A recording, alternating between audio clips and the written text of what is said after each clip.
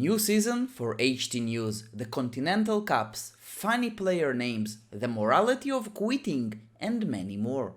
Hey guys, it's Papa Mish and I'm safe and well. We just started season 78 in Hattrick and today we'll be covering a little bit more as I skip last week's video. I celebrated my birthday, we had some other issues, but we are here, ready to roll with a lot of interesting stories for the new season.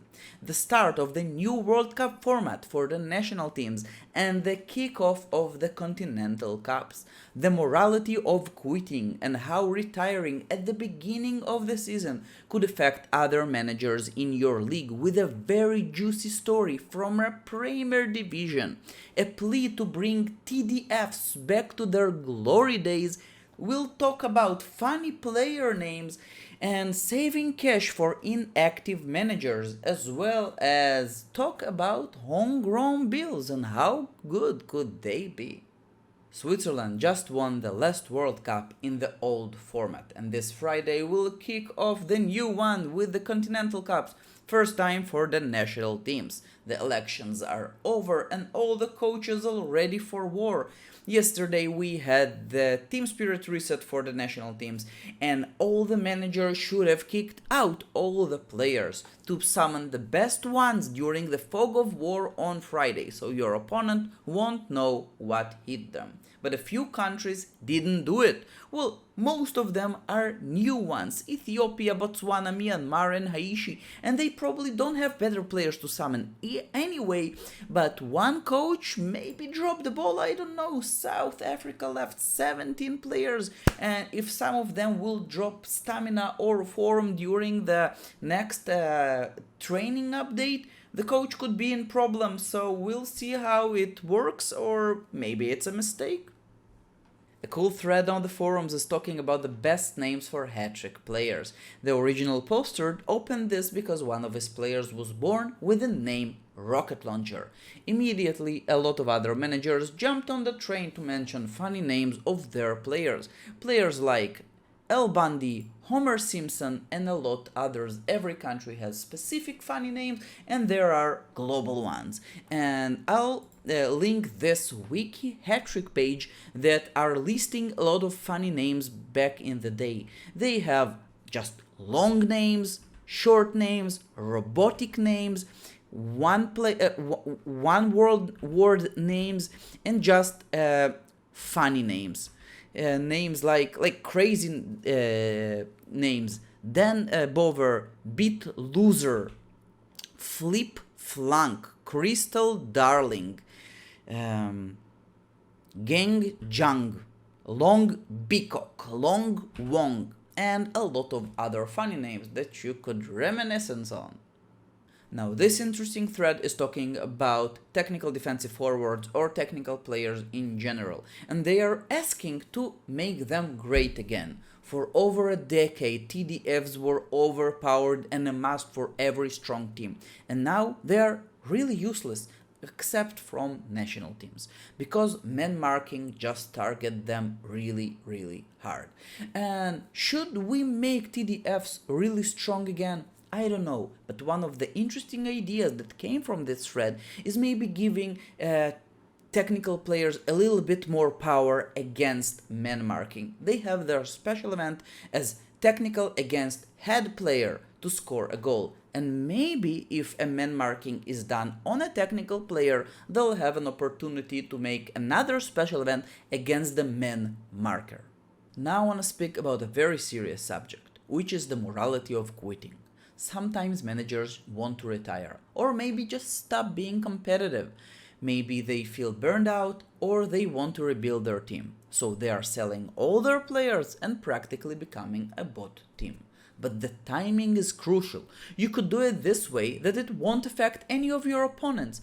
At the beginning of the season, before you played anyone, at the middle of the season, after you played one time against every opponent, or maybe at the end of the season.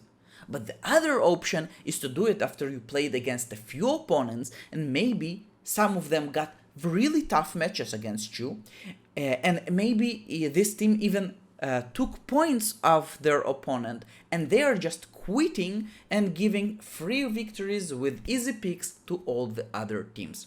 And that just happened in our Premier Division. One of the managers, he wanted to quit. He wanted to quit even last season. And now he did it after 2 rounds. He won the first match and he even motzed the second one before selling all his players.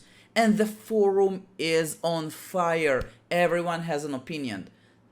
It's a very controversial act, but is it really moral for him to influence the league this way? It's his own team, it's his own decision, and he could retire whenever he wants. Of course, it's affecting a lot of other teams, as few of them lost points to him, while others will get free victories.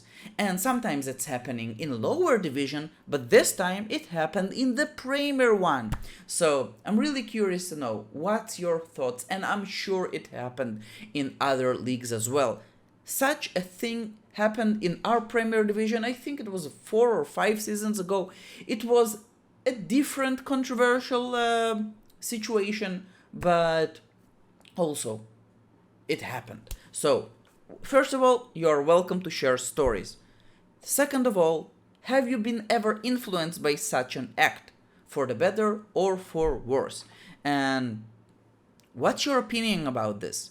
Is this manager quitting after a couple of games is acting normally on his own behalf with his own team and his own players, or he's doing something on spite just to spice things up? The last topic for today will be about pure homegrown teams. Frank opened this thread saying that he wants to build a homegrown team that will reach 600 head stats. He is also the author of the first article about homegrown builds, and he influenced a lot of different managers in Hattrick to pursue this idea of building homegrown teams. And a lot of strong homegrown teams were already built in Hattrick, some of them reaching over 500 head stats. But is 600 is possible for a homegrown team? I don't know, it's an interesting thing, but maybe Frank could do it.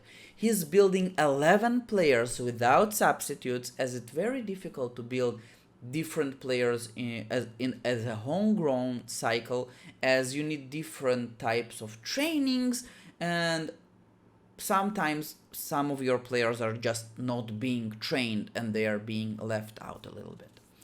And he asked what other ideas or side projects people have with homegrown teams. One manager said that he wanted to reach the top division, and he did this in Slovenia. Well, he did this with long shot teams, which some people are funnily calling, hey, it's cheating, because in long shot teams some of your players are actually look exactly the same, and that's pretty easy to do with homegrown teams, and then you're getting the homegrown bonus, so it's pretty easy. But and other managers said that, hey, we want to do it as well, but others said that it could be problematic, as long shots might be nerfed sometimes in the future, I don't know.